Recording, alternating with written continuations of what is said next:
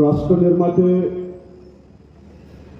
Doctor Babasaheb Ambedkar यांच्या जयंतीच्या निमित्तानं आज आपल्या या ऐतिहासिक औरंगाबाद अर्थात संभाजीनगर या आंबेडकरी चळवळीचा अतिशय महत्त्वाचा इतिहास असणाऱ्या शहरामध्ये आपल्या सर्व तरुण मुलांच्या माध्यमातून आज बाबासाहेबांच्या जयंतीचा एक ऐतिहासिक सोहळा या ठिकाणी आयोजित झालेला आहे। या कार्यक्रमाला प्रामुख्याने ज्यांनी आत्ताच मार्गदर्शन केलं ते आपले नेते अमित भुजबळ साहेब, या विचार मंचावर आदरणीय दीपक खरातजी, भोगले साहेब, Pawar sir, Khedkar sir, Sultani sir, माझे सहकारी सम्यक आघाडीचे अध्यक्ष अकरम खानजी, विनोद जाधवजी। मला या गोष्टीची कल्पना आहे की आपण IPL चे क्रिकेट मॅच सोडून इथं बसणं जरा मुलांना कठीण जाईल। अनेक तरुण मुलं संध्याकाळी 7 वाजल्यापासून रात्रीच्या 12 वाजेपर्यंत IPL चे क्रिकेट मॅच पाहताना आपण पाहत असाल। आपल्या समाजातल्या महिलांची अवस्था काही तुमच्यापेक्षा वेगळी नाही। महिला संध्याकाळी 7 पासून रात्री 10-11 पर्यंत चित्रपट मालिका पाहत बसतात आणि तुम्ही IPL चे कदाचित मॅच पाहत बसत असाल किंवा फार तर रील पाहत बसतो। मला या गोष्टीची कल्पना आहे की आपण महाराष्ट्रातल्या अतिशय वेगवेगळ्या दुर्गम आणि मागासलेल्या जिल्ह्यांमधून आपल्या कुटुंबाचं, आपल्या समाजाचं, आपल्या स्वतःचं आयुष्य भविष्य घडवण्यासाठी आपण सर्वजण आज औरंगाबाद सारख्या शहरामध्ये शिक्षण घेण्यासाठी आला आहात। आपल्या प्रत्येकाच्या हातात मोबाईल असल्यामुळे, गुगल असल्यामुळे आपल्यातल्या अनेकांना असं वाटतं की मला सर्व गोष्टी माहिती आहेत। जर आपल्याला सर्व गोष्टी माहिती आहेत तर आपल्या सगळ्यांना हे मला सुरुवातीला सांगणं गरजेचं आहे। खरं पाहिलं तर मी सामाजिक मंत्री आज या ठिकाणी येणार असल्याची मला पूर्वकल्पना देण्यात आली। मी महाराष्ट्रातले इतर कार्यक्रम सोडून जी महाराष्ट्रातल्या विद्यार्थ्यांची, महाराष्ट्रातल्या शिक्षणाची आणि महाराष्ट्रातल्या तुमच्या आमच्या सगळ्यांच्या बर्बादीची जी अनेक कारणं आहेत त्या कारणांची या ठिकाणी मंत्री महोदयांच्या उपस्थितीमध्ये चर्चा होणं अपेक्षित होतं। भाषण आपले चालतील, चालत राहतील। ज्यांच्या समोर काही गोष्टी आपल्याला बोलणं गरजेचं आहे, तुमच्यासारख्या लाखो विद्यार्थ्यांच्या मूलभूत समस्या, त्या समस्या सोडवण्याकडे सरकारचं लक्ष आहे का? इथं बसलेल्या अनेक वेगवेगळ्या डिपार्टमेंट मध्ये आपण शिक्षण घेत आहात। तुमच्या पूर्वी लाखो मुलांनी महाराष्ट्रामध्ये अतिशय चांगल्या दर्जेदार डिग्र्या घेतलेल्या आहेत। महाराष्ट्रामध्ये गेल्या 20-30 वर्षापासून एक अतिशय महत्त्वाचा प्रचार आणि प्रसार झाला, तो म्हणजे शिक्षण घेतलं पाहिजे। लाखो मुलं net, set, PhD, BBA, BCA, MBA, BAMS, BHMS, BTS, professional degree courses, master degree courses, अशा प्रकारचे शेकडो कोर्सेस करून महाराष्ट्रामध्ये बेरोजगार आहेत। ज्याला डिग्री मिळालेली नाहीये तो डिग्री मिळवण्यासाठी धडपड करतो। ज्यांना डिग्र्या मिळाल्यात ते मुंबई पुण्यामध्ये येऊन 7,000-8,000 रुपयानं तिथं बेरोजगारापेक्षाही वाईट अवस्थेमध्ये अतिशय हालाकीच्या नोकऱ्या करून आपलं जीवन जगण्याची नामुष्की त्यांच्यावर आलेली आहे।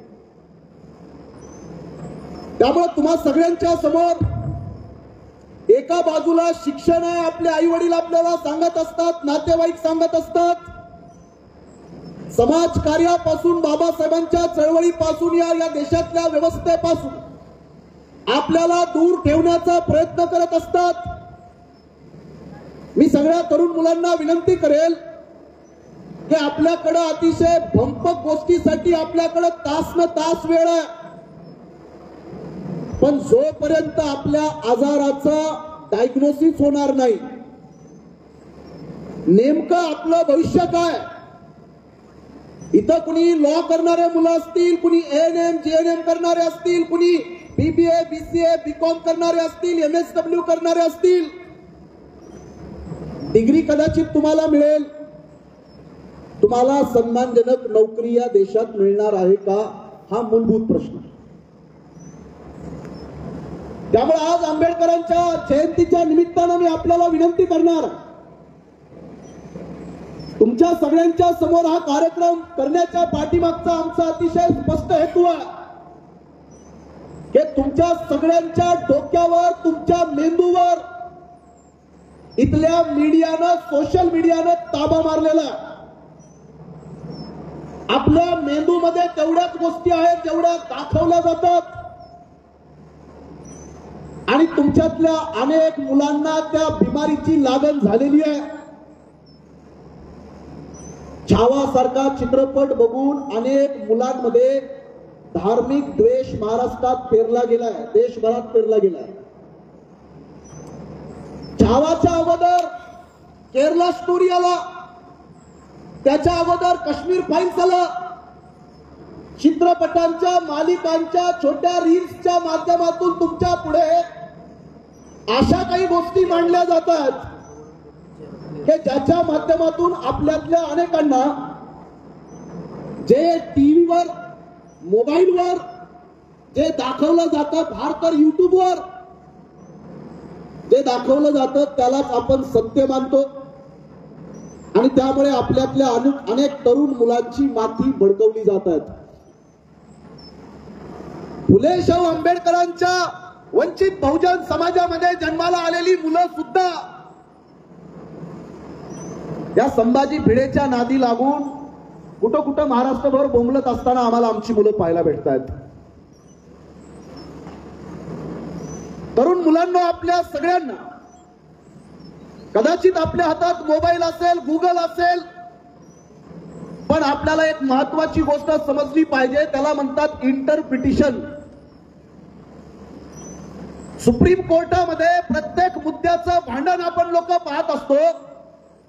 ते भांडण यासाठी असतं की कोणता विषय, कोणता शब्द या संविधानाला मान्य आहे आणि कोणत्या शब्दाला संविधानामध्ये विरोध आहे. What is according to law, what is according to constitution, और what is not according to constitution.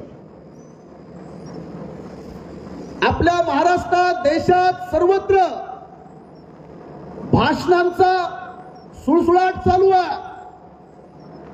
या भाषणांच्या माध्यमातून महाराष्ट्राचा एक जबाबदार मंत्री महाराष्ट्रातल्या हिंदू आणि मुस्लिम मुलांना सुद्धा अतिशय खालच्या पातळीनं हिंसात्मक भडकवण्याचं काम चालू आहे.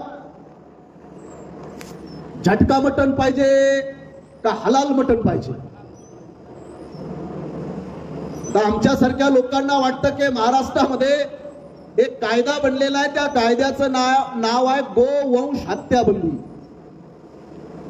गायीच्या वंशामध्ये जन्माला येणाऱ्या सगळ्या जनावरांच्या हत्येवर बंदी आहे, पण म्हशीच्या वंशात जन्माला येणाऱ्याला बंदी आहे का? बकऱ्यावर बंदी आहे का? कोंबड्यावर बंदी आहे का? जर या बदमाश लोकांना जनावरांचा एवढा पुळका आलेला, जनावरांवर एवढं प्रेम आलेलं, तर या लोकांनी पशुवंश हत्याबंदी कायदा बनवला पाहिजे. कोणतंच जनावर मारायचं नाही, पण बकरं आम्ही मारणार, ते आम्ही खातो ना, आम्ही जे खातो ते आम्ही मारणार. आणि इथं एक विशिष्ट धर्मातली लोक जे खातात ते मारणं म्हणजे हिंसा. अशा पद्धतीनं महाराष्ट्रभर वेगवेगळ्या विषयाच्या अनुषंगाने आपल्या तरुण मुलांना इथं भडकवलं जात असताना मी आपल्या या जयंतीच्या निमित्तानं तुमच्या समोर 2-3 महत्वाच्या बाबी लक्षात आणून देण्याचा प्रयत्न करणार आहे. ते मराठीत एक म्हण आहे, खिशात नाही डोनेशन, घ्यायला चालला ऍडमिशन. ऍडमिशन पाहिजे, चांगलं कॉलेज पाहिजे, चांगल्या शाळा पाहिजे. आपण सगळे त्याचे साक्षीदार आहोत. मागच्या वर्षी पूर्ण देशात NEETच्या एक्झाम झाल्या, भारतभरात मेडिकलच्या एंट्रन्स टेस्ट झाल्या आणि या मेडिकल एंट्रन्स टेस्ट मध्ये 67 मुलं अशी सापडली की त्यांना सर्वांना एक समान मार्क मिळाले. 67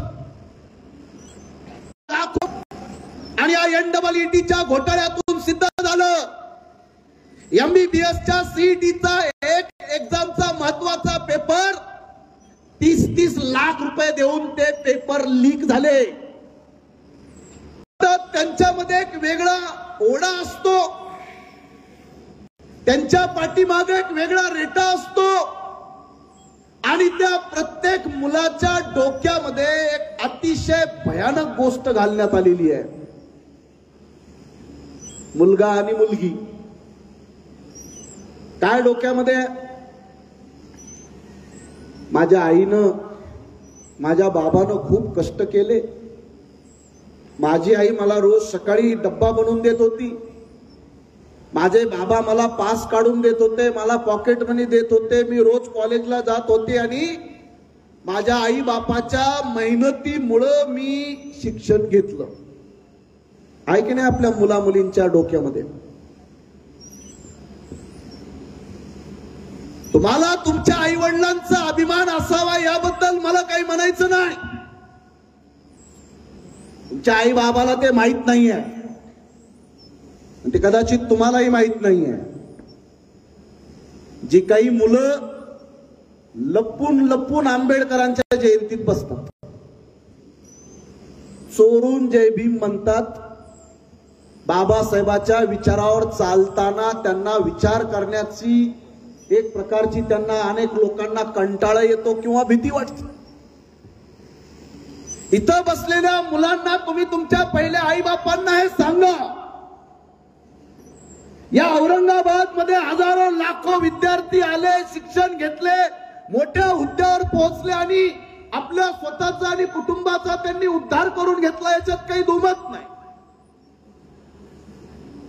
या सभेमधून मी आपल्या पुढे गंभीर प्रश्न ठेवतोय. मला माहित नाही की इथली लॉला असणारी मुलं किती आहेत, MBBS ला असणारी मुलं किती आहेत, BDS BAMS ला BHMS ला किती मुलं आहेत. पण कृपया महाराष्ट्रामध्ये एक मोठा गोंधळ चालू आहे की जर आम्हाला आरक्षण भेटत नसेल तर कोणालाच नाही भेटलं पाहिजे. चालू आहे की नाही? जर आम्हाला आरक्षण नाही तर कोणालाच आरक्षण नाही. आरक्षण बंद करा, आम्हाला द्या, नाहीतर बंद करा. तुमच्यातल्या अनेक मुलांना हे लक्षात आलं नसेल, या महाराष्ट्राचा पहिला मुख्यमंत्री यशवंतराव चव्हाण मराठा,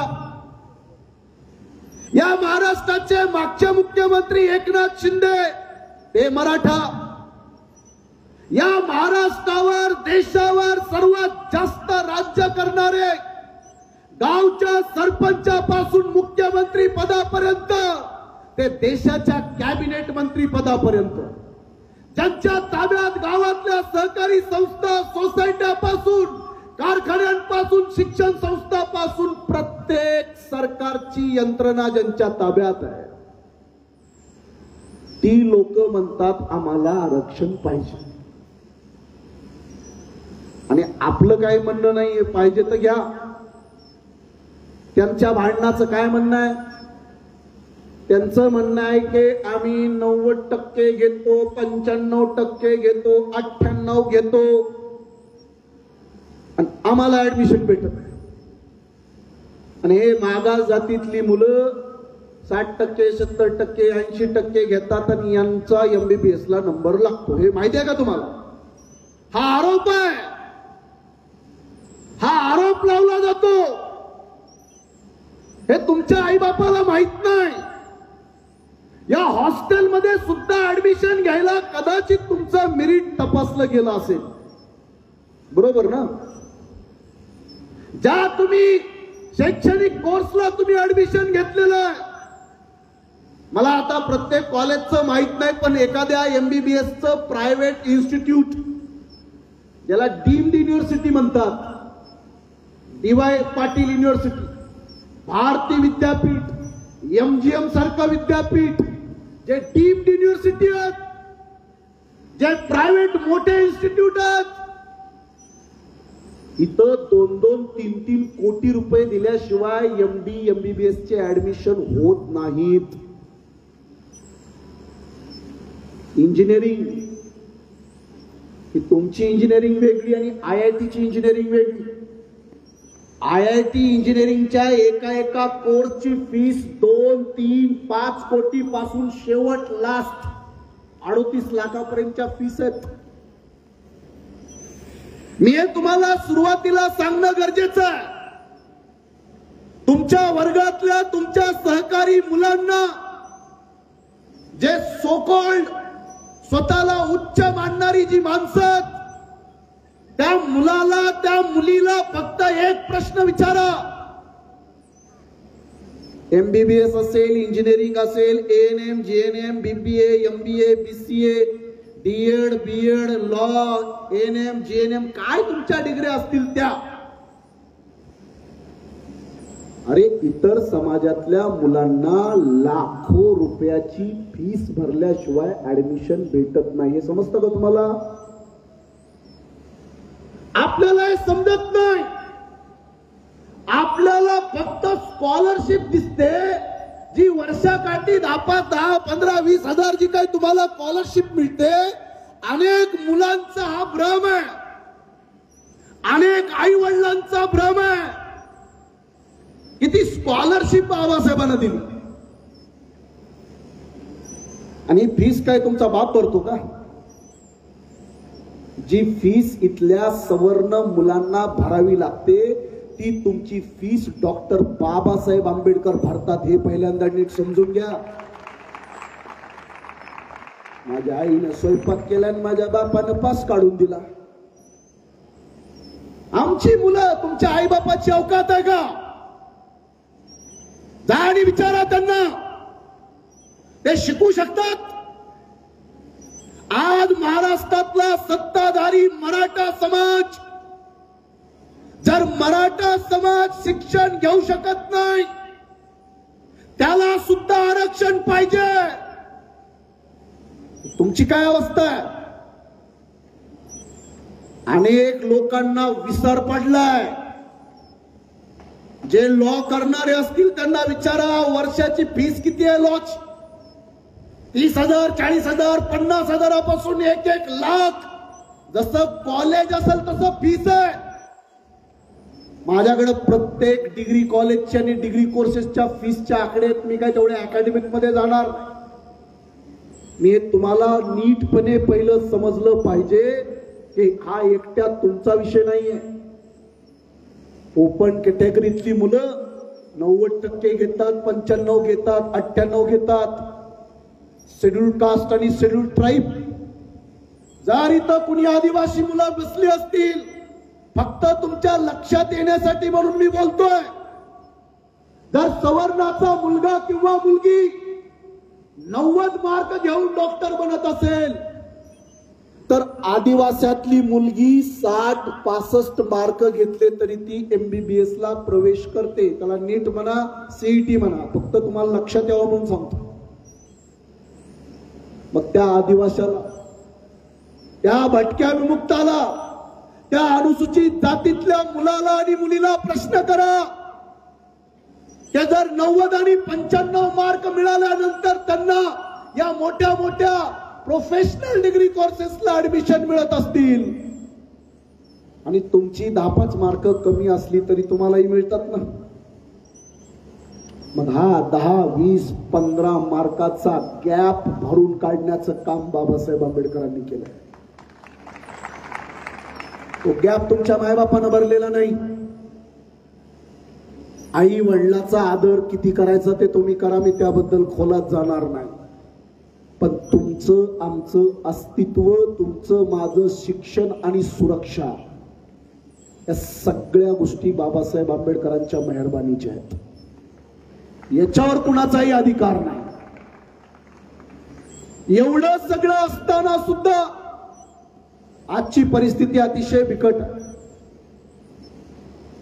मला सगळ्या तरुण मुलांना विनंती करायची आहे, आपलं भविष्य संकटात आहे.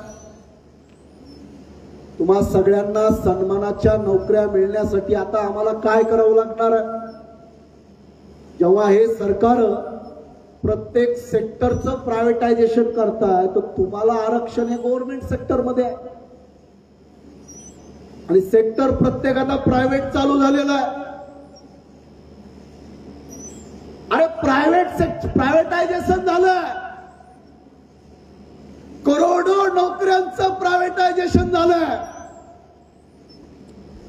आपल्याला आरक्षण गव्हर्नमेंट सेक्टर मध्ये आहे. हे कदाचित तुमच्यातल्या अनेक लोकांना कळणार, ज्यांना फक्त जिंदाबाद मुर्दाबाद करायची सवय, ज्यांना फक्त जब तक सूरज चांद रहेगा असं बाबासाहेबाला निसर्गावर सोडून द्यायची ज्यांना सवय, जी लोक आजही रडतात की संविधान आहे, बाबासाहेब आहेत, पण आजही आपल्या महाराष्ट्रातल्या लाखो मुलांना सन्मानजनक नोकरी नाहीये. आजही करोडो लोकांना 2 वेळच्या भाकरीसाठी जनावरांसारखं काम केल्याशिवाय आजही लाखो करोडो लोकांच्या घरातली चूल पेटत नाही. हे वास्तव आहे. त्याचं खापर काही लोक बाबासाहेबांवर आणि संविधानावर फोडतात की नाही. संविधान आहे, बाबासाहेब आहेत, मग आमचं काय? मी आपल्या सर्वांना विनंती करणार, खास करून तरुण मुलांना, महाराष्ट्रामध्ये आता इथून पुढं जोपर्यंत प्रायव्हेट सेक्टर मध्ये रिझर्वेशन हे धोरण लागू होत नाही, तोपर्यंत तुमच्या माझ्यासारख्या तरुणांना सन्मानजनक नोकरी नाही. आता प्रायव्हेटची नोकरी काय असते? ज्यांनी 3 वर्षाचा कोरोनाचा कालखंड पाहिला असेल आणि एखाद्या सरकारी नोकरदारांचा कालखंड पाहिला असेल, पडला काय? सरकारी नोकरदाराची पगार येते का नाही बरोबर? का कोरोना होता म्हणून पगार कमी झाली का? पण जे बिचारे प्रायव्हेट मध्ये असतात त्यांना सगळ्यांना गुलामापेक्षा वाईट वागणूक आहे. जे कोणी प्रायव्हेट नोकऱ्या करतात, त्या प्रायव्हेट नोकऱ्या करणाऱ्या माणसांना, त्या प्रायव्हेट मध्ये काम करणाऱ्या लोकांना त्यांचा किती मोठ्या प्रमाणात छळ चालू आहे, त्या छळाचा अंदाज तुम्हाला नाही आहे. त्यामुळे अनेक लोक मागणी करतात की नोकरी पाहिजे तर सरकारीच पाहिजे. का? कारण सरकारी नोकरीमध्ये संविधानिक सुरक्षा आहे. म्हणून भविष्यामध्ये तुमच्यासारख्या तरुणांकडून आमची अपेक्षा आहे की ही तुमची जी लढाई आहे, एका बाजूला डिग्री मिळवण्याची लढाई आहे आणि दुसऱ्या बाजूला डिग्रीला सन्मानजनक नोकरी देण्याची लढाई आहे. आपल्या सगळ्यांना सन्मानजनक नोकरी मिळावी यासाठी या महाराष्ट्रात चक्का जाम करण्याचं काम सुद्धा बाळासाहेब आंबेडकरांनी महाराष्ट्रामध्ये केलं.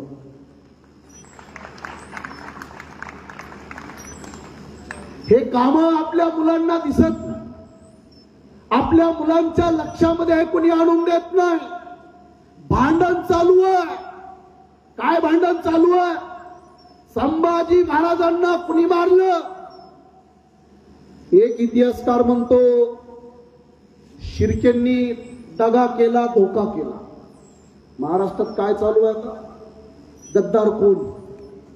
शोध चालू आहे की नाही? अर्धे लोक म्हणतात हा गद्दार, अर्धे लोक म्हणतात तो गद्दार. 1 वर्षापूर्वी बाळासाहेब आंबेडकर खुलताबादला आले होते. औरंगजेबाच्या कबरीला त्यांनी भेट पण दिली. भेट दिल्यानंतर महाराष्ट्रात आरडाबोंबा झाला.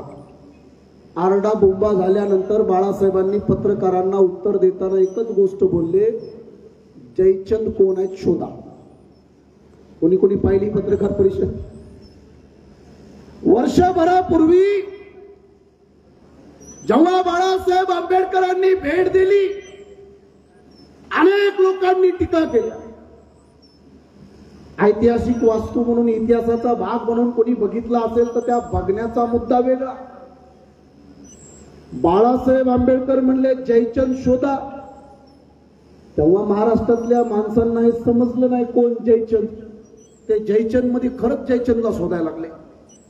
जयचंद कोण? 4-5 वर्षापूर्वी एक चित्रपट आला होता, कटप्पा ने क्यों मारा.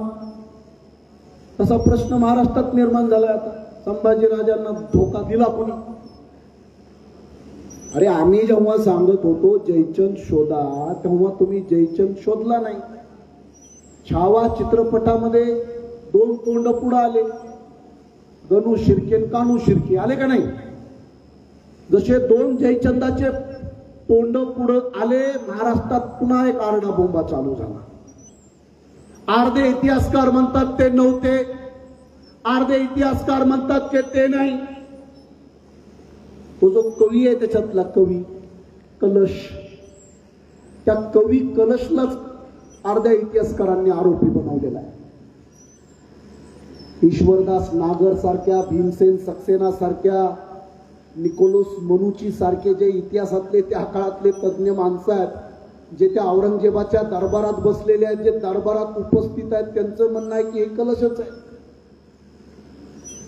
काही पत्रकारांनी नाव दिले संभाजी महाराजांच्या दरबारातले ब्राह्मण सरकार कोण. कोण होता ब्राह्मण सरकार कोण? त्याचं नाव सापडलं रामचंद्र अमात्य. तो अण्णाजी दत्तोच्या परिवारातला, त्यांच्यातला, ओळखी पाळकीतला, त्यांच्या कुटुंबातला की त्यांच्या जवळपासचा, त्यांच्या समाजातला. हे महाराष्ट्रात मी तुम्हाला का सांगतोय? कारण एका बाजूला गद्दार कोण याची चर्चा चालू असताना त्या संभाजी महाराजांना वाचवण्यासाठी आपलं बलिदान देणाऱ्या इमानदार रायप्पा महाराजची कुठं चर्चा झाली का? अरे इमानदार कोण होते ते बघा ना. संभाजी महाराज आणि शिवाजी महाराजांसाठी आपल्या जीवाचं बलिदान देणारे गोविंद गोपाळ गायकवाडांची कुणी चर्चा केली का?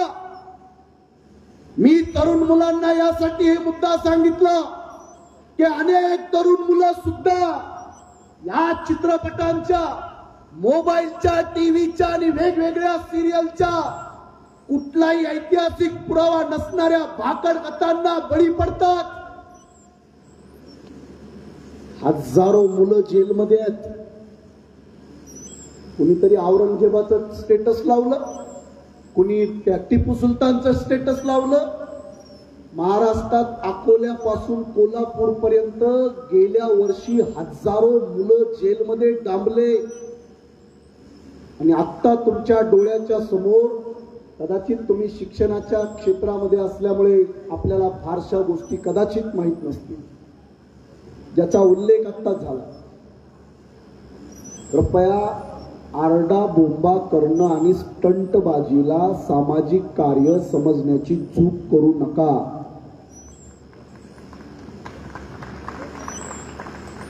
स्टंटबाजांचं काय काम आहे? यायचं, फोटो काढायचा, तेवढा पुरता एक व्हिडिओ काढायचा, काय आपले फॅन फॉलोईंग बनवायची आणि आपलं चालायचं. ही महाराष्ट्राला लागलेली अतिशय भयानक अवस्था, ज्याचा उल्लेख आता झाला. त्या सोमनाथ सूर्यवंशी सारख्या मुलाचा जेव्हा परभणीतल्या पोलिसांनी 8 ते 10 पोलिसांनी, या प्रकरणामध्ये वकील म्हणून मी सहभागी आहे. नांदेड मधल्या अक्षय भालेरावचा खून झाला, त्याही खुनाच्या प्रकरणामध्ये मी वकील म्हणून सहभागी आहे. 3 वर्षापूर्वी ज्या चंद्रकांत पाटलाच्या तोंडावर आपल्या पोरांनी शाई फेकून निषेध केला, त्या पोरांना जेलमधून सोडवणाऱ्या वकिलांपैकी मी एक आहे.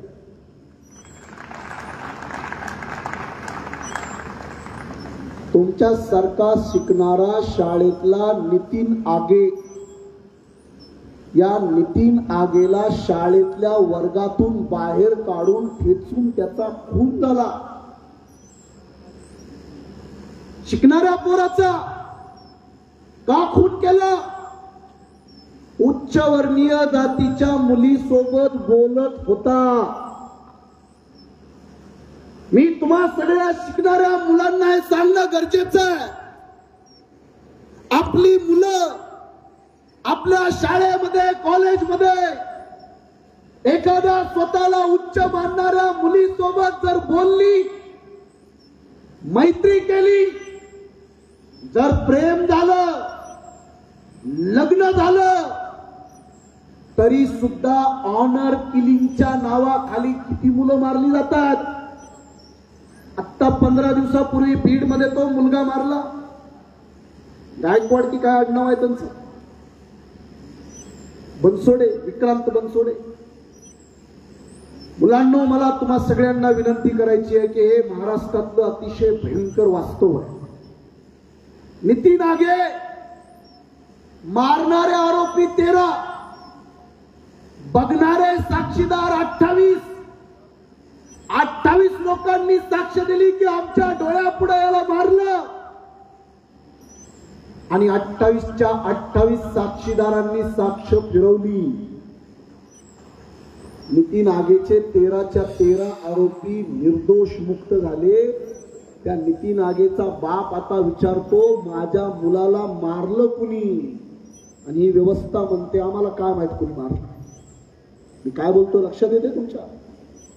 हा महाराष्ट्र, या महाराष्ट्रात नितीन आगेचा खून झाला, तो निर्दोष मुक्त झाले. मी या निमित्तानं तुम्हाला हे सांगणं गरजेचं आहे की आता इथली व्यवस्था पोलिसांना हाताशी धरून आपल्या अनेक तरुण मुलांचे खून पाडण्याचा, त्यांच्यावर खोट्या केसेस करून त्यांना जेलमध्ये डांबण्याचा एक महाराष्ट्रात धंदा चालू आहे. जर नेता मोठा असेल तर त्याच्या पाठीमागं ईडी लावायची, सीबीसीआयडी लावायची, आणि जर सामान्य रोडवर उतरून विरोध करणारा असेल तर त्याच्यावर पोलिसांचा दंडुका चालवायचा. पोलिसांनी मारल्याचा रिपोर्ट समोर आला, पोस्टमॉर्टमचा रिपोर्ट. यांचा मृत्यू झाला मल्टिपल इंजुरीमुळे. तरी सुद्धा त्यातला आता मी नाव घेत नाही, ज्या हलकट अधिकाऱ्याला त्याच्या पाठीमागं लाता घालून साला फासावर लटकवला पाहिजे, त्या अधिकाऱ्यासोबत महाराष्ट्राचा एक मोठा मंत्री फिदी फिदी हसून त्याला भेटतो. तो मुलगा पोलिसांच्या बेदम मारहाणीत मेलाय, आणि महाराष्ट्राचा एक जबाबदार मंत्री महाराष्ट्राच्या विधानमंडळामध्ये सांगतो तो श्वसन विकारानं मेला. पोस्टमॉर्टमचा रिपोर्ट सांगतो त्याला बेदम मारहाण झाली. किती खोटे बोलणार? अरे माणूस एखाद्या वेळेला खोटं बोलेल, मेडिकलचा पोस्टमॉर्टमचा रिपोर्ट खोटं बोलेल. बरं, डॉक्टर तुमचेच, हॉस्पिटल तुमचेच, मेडिकलचा रिपोर्ट बनवणारी यंत्रणा तुमचीच. आला ना रिपोर्ट तरी सुद्धा खोटं. त्या बदमाश पोलीस अधिकाऱ्यावर अजूनपर्यंत गुन्हा दाखल करायला कुणी तयार नाही. म्हणून काल 8 तारखेला खुद्द बाळासाहेब आंबेडकर औरंगाबादला आले आणि औरंगाबादच्या हायकोर्टच्या माध्यमातून या व्यवस्थेला नोटीस पाठवली की ज्या पोलीस अधिकाऱ्यांनी हा खून केला त्या सगळ्यांवर मनुष्यवधाचे कायदे दाखल करून साले जेलमध्ये डांबले पाहिजे. ही आपल्या महाराष्ट्रातली एक वेगळी लढाई आहे. रोडवरची लढाई. 1 दिवस 2 दिवस कंटबाजी करून आपल्याला न्याय मिळत नाहीये. जसा त्या बदलापूरमध्ये अक्षय शिंदे नावाच्या मुलाचा पोलिसांनी एन्काउंटर केला. काय नाही, एन्काउंटर. त्या मुलाचा दोष होता की नाही, त्याचं काही ट्रायल झालं नाही, काय खरं काय खोटं कुणी केलं काय, गोळ्या घालून मारला तो मुलगा. मुंबईच्या हायकोर्टनं आदेश दिला की त्या सगळ्या पोलीस अधिकाऱ्यांवर खुनाचे गुन्हे दाखल करा. सरकारनं नाही. शिवाजी महाराजांवर अतिशय घाण बोलणारा तो कोरटकर महाराष्ट्राचा आपला मंत्री म्हणतो तो चिल्लर माणूस आहे. चिल्लर माणूस विमानानं फिरतो, चिल्लर माणूस हेलिकॉप्टरनं फिरतोय. त्या चिल्लर माणसाला सुद्धा त्याला 2 फटके देऊन त्याला कोल्हापूरच्या कोर्टानं सांगितलं उचलून आणा साल्याला. हे एका बाजूला कोर्टाची कामं चालू आहेत. मित्रांनो, ही मी 2-3 जिवंत घटना मी यासाठी आपल्या पुढे मांडल्या आहेत. या सगळ्या घटनांच्या मधून आम्हाला तुम्हाला हे सांगण्याचा प्रयत्न करायचा आहे की कुठल्या मुद्द्यावर महाराष्ट्र पेटला पाहिजे. औरंगजेबाच्या कबरीहून महाराष्ट्रात भांडणं झाले पाहिजे का इथल्या लाखो मुलांना चांगल्या नोकऱ्या द्याव्या याच्यासाठी भांडण झालं पाहिजे. अरे इथल्या शिष्यवृत्ती ज्यांना वेळेवर मिळत नाही, ज्यांना आजही लाखो रुपये भरल्याशिवाय ऍडमिशन भेटत नाही, आम्हाला वाईट वाटतं की तुमच्या सगळ्यांचे 7,000 कोटी रुपये लाडक्या बहिणीच्या योजनेला दिले. लाडकी बहीण आपली 1,500 रुपयात गायब झाली. आपल्या सगळ्यांच्या हक्काचे, आपल्या शिक्षणासाठी, आपल्या राहण्यासाठी, आपल्या जगण्यासाठी, आपल्या स्कॉलरशिपसाठी, आपल्या फेलोशिपसाठी जो महाराष्ट्रात 41,000 कोटी रुपयाचा फंड आहे त्यातले 7,000 कोटी वळवले. दुसरी एक योजना कदाचित तुम्ही ऐकली की नाही माहित नाही, मंत्री साहेब असते तर त्यांच्या पुढे मी बोलणार होतो. महाराष्ट्रात एक योजना चालू आहे. 75 वय वर्ष पूर्ण असणाऱ्या वयोवृद्धांना एसटी प्रवास मोफत. ऐकलंय का? किती वर्ष? 75. आणि 95 वर्ष असणाऱ्या म्हाताऱ्यांना विमान प्रवास मोफत. आता काही 95 वर्षाच्या मरायलेल्या म्हाताऱ्याला सरकार म्हणते उठ उठ तुला विमान फुकट आहे, चल. बरोबर ना? ही योजना चालू आहे. आणि 75 वर्षाचा वयोवृद्ध माणूस, ती महाराष्ट्राची एसटी, खिळखिळी एसटी, ते कुठं जाणार आहे म्हातारा बिचार? कुठं जायचं त्याला एसटीनं? ते वृद्ध काळामुळे तर एक तर घरामध्ये घटका मोजत असणार, आजारी असेल, इथून तिथं फिरणं मुश्किल आहे, घरात वॉशरूमला बाथरूमला जाणं मुश्किल असतं एवढ्या वयाच्या माणसाला. सरकार म्हणती याला एसटी मोफत. थोडी जरी शरम असेल तर या विद्यार्थ्यांना, एमपीएससी यूपीएससीचा अभ्यास करणाऱ्यांना सगळ्यांना मोफत करा ना. विमानं मोफत करा, एसटी मोफत करा, तुमची रेल्वे मोफत करा. काय योजना आहेत? तुम्ही सगळे अभ्यास करून करून कंटाळले असाल. सरकार तुम्हाला नोकरी देणार नाही. सरकार म्हणते नोकरी कुणाला? गोविंदाला. गोविंदा ते चित्रपटातलं नाही, तो दहीहंडी फोडणारा.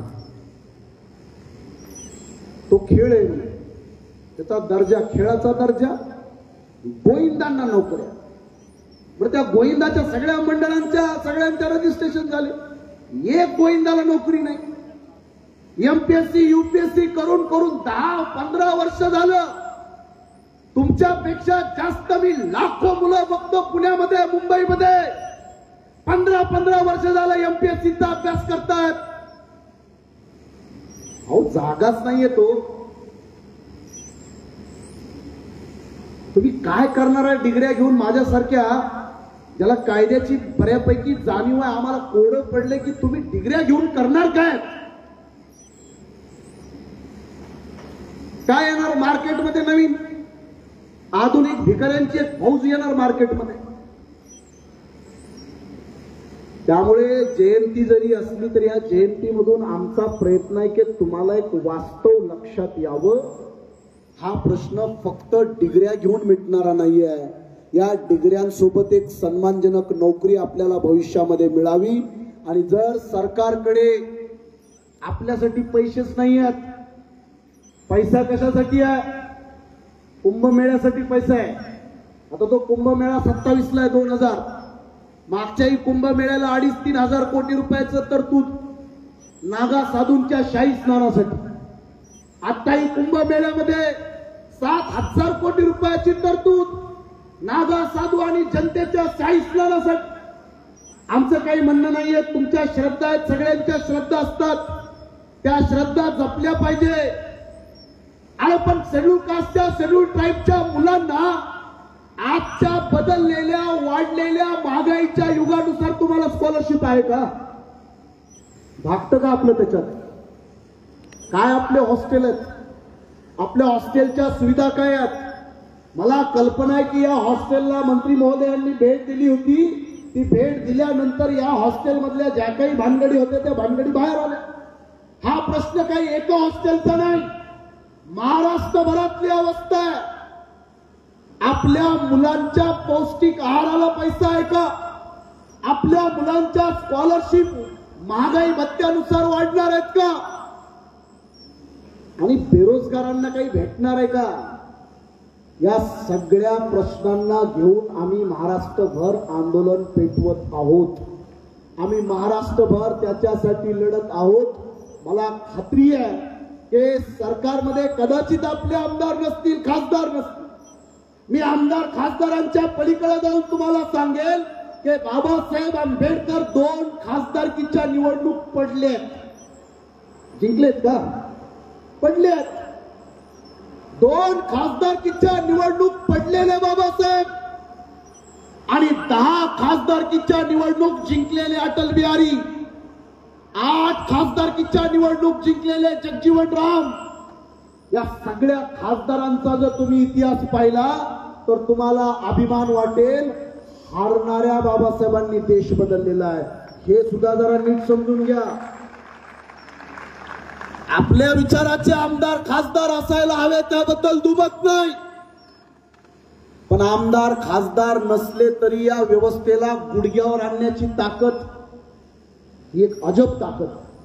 बाबासाहेबांचं अनेक लोक वेगळ्या पद्धतीनं विश्लेषण करतात, पण बाबासाहेब आंबेडकर भारतातला जगातला असा एकमेव महापुरुष आहे. निवडणूक हारल्यानंतर सुद्धा सगळ्या ब्राह्मणवाद्यांना गुडघ्यावर आणणार. प्रकांड बुद्धिमत्तेच्या विद्वत्तेच्या जोरावर बाबासाहेब आंबेडकरांनी व्यवस्था झुकवली. म्हणून माझी तुम्हा सगळ्यांना विनंती आहे, 14 एप्रिल म्हणजे आपल्याला जरी जल्लोष करायचा असेल तरी मी तुम्हा सर्वांना विनंती करतो की हा देश बाबासाहेबांच्या पुतळ्यांना जास्त घाबरत नाही. घाबरतो, पुतळे फोडले जातात, पुतळ्यांचेही अपमान केले जातात. बाबासाहेबांच्या पुतळ्याला तो घाबरतो, पण बाबासाहेबांच्या पुतळ्यापेक्षा त्याला भीती आहे बाबासाहेबांच्या पुस्तकांची. आता पुस्तकांची भीती आहे तर जरा पुस्तकं पण आपण रेफर केली पाहिजे. काल परवा आता वक्फ बोर्डचा एक कायदा आला. बाबासाहेब आंबेडकरांच्या अनुयायांना माझं सांगणं की या देशामध्ये कुंभमेळ्यात मुसलमानांचं साधं एक दुकान सुद्धा लावू द्यायचं नाही.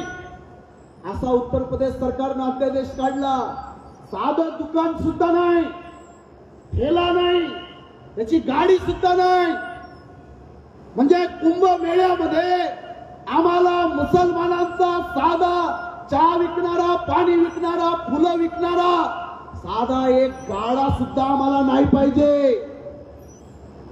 या बाजूच्या तिरुपती बालाजी मंदिरामध्ये मुसलमान जर झाडू मारायला त्या मंदिरामध्ये असेल तर झाडू मारायला सुद्धा घ्यायचं नाही,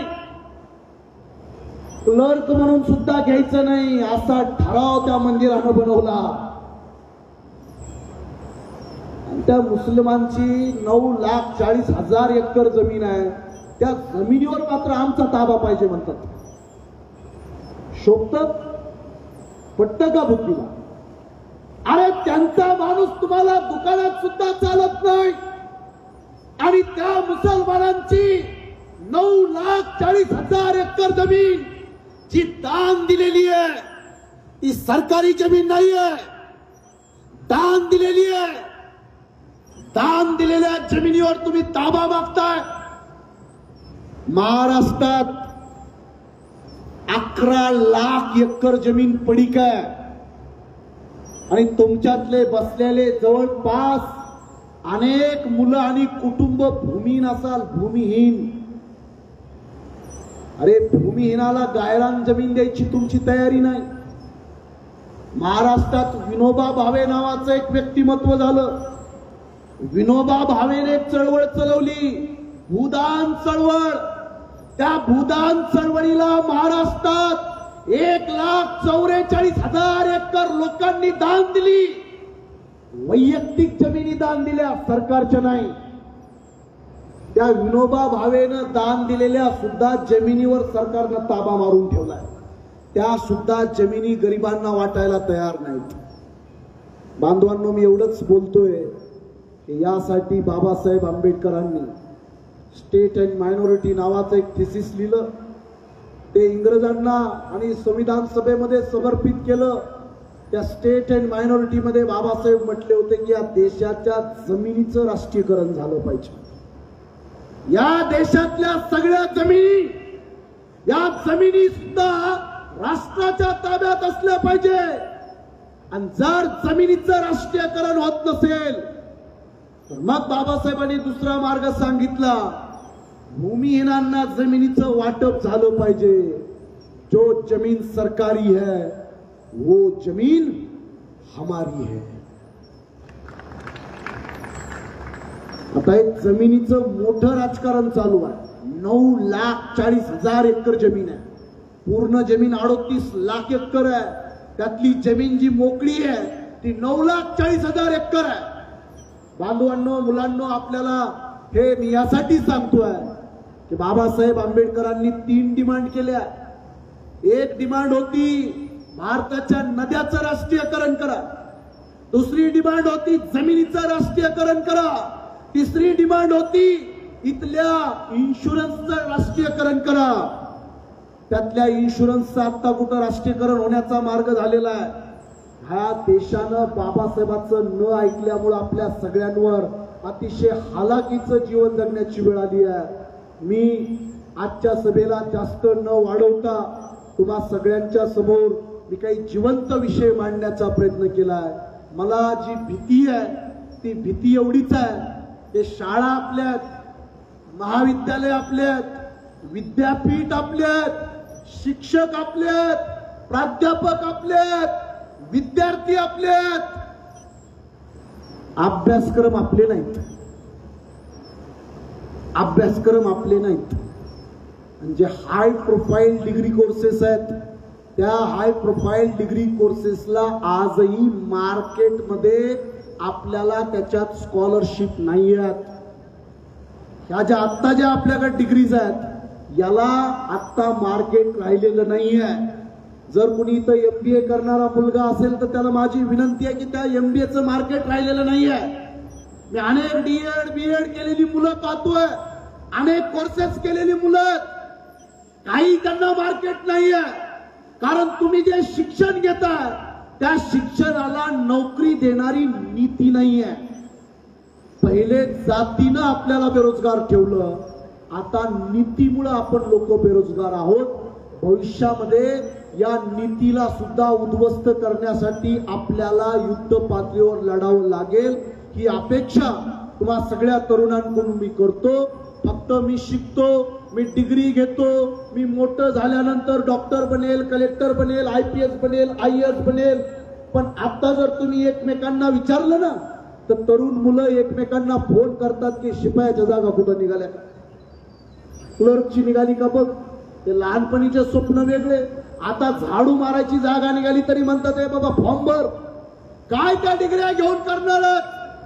कारण या डिग्र्यांमुळे तुम्हाला डिग्निटी भेटत नाहीये, तुम्हाला इज्जत भेटत नाहीये.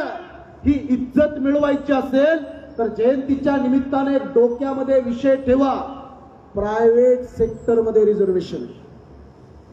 जितक्या कंपन्यात टाटा, बाटा, गोयंका, मित्तल, सहारा, रिलायन्स, गोदरेज, बजाज, जगभरातल्या कंपन्या जेवढ्या आल्या आहेत भारतामध्ये, या कंपन्यांना पाणी भारताचं, या कंपन्यांना जमीन भारताची, या कंपन्यांना लाईट भारताची. सरकार सगळ्या सुविधा पुरवतं, सबसिड्या देतं. आणि हे जेव्हा उद्योग उभे होतात तर या उद्योगामध्ये मात्र संविधान चालत नाही, इथं यांच्या मनाचे कारभार चालतात. त्यामुळं आपली भविष्यातली मागणी आहे की प्रायव्हेट सेक्टर मध्ये शेड्यूल कास्टला 10%, शेड्यूल ट्राईबला 5%, कमीत कमी प्रायव्हेट मध्ये जर 15% आरक्षण लागू झालं, मी तुम्हाला खात्रीनं सांगतो, इथं बसलेला आणि गावाकडं शेळ्या मेंढ्या हाकणारा तो सुद्धा मुलगा परमनंट सन्मानजनक नोकरीला लागेल. ही ताकद या प्रायव्हेट सेक्टर मध्ये आहे. त्यामुळे भाषण, बाबासाहेबांचं वर्णन, सगळ्या गोष्टी होतील, पण भविष्यातली जी लढाई आपल्याला लढायची आहे त्या लढाईच्या दिशेने लक्ष ठेवा की आपल्याला प्रायव्हेट सेक्टर मध्ये रिझर्वेशन पॉलिसी लागू झाल्याशिवाय कुणालाही परमनंट आणि संविधानाच्या सुरक्षेची सन्मानित नोकरी मिळणार नाही. त्यामुळे प्रायव्हेट सेक्टर हा आपल्यासाठी भविष्यातला एक मोठा टार्गेट असेल. मी तरुणांना जाता जाता एवढंच सांगतो, हे जेवढंही बोललोय, टूटे जरूर है, टूटे जरूर है मगर बिखर नहीं गए. टूटे जरूर है मगर बिखर नहीं गए.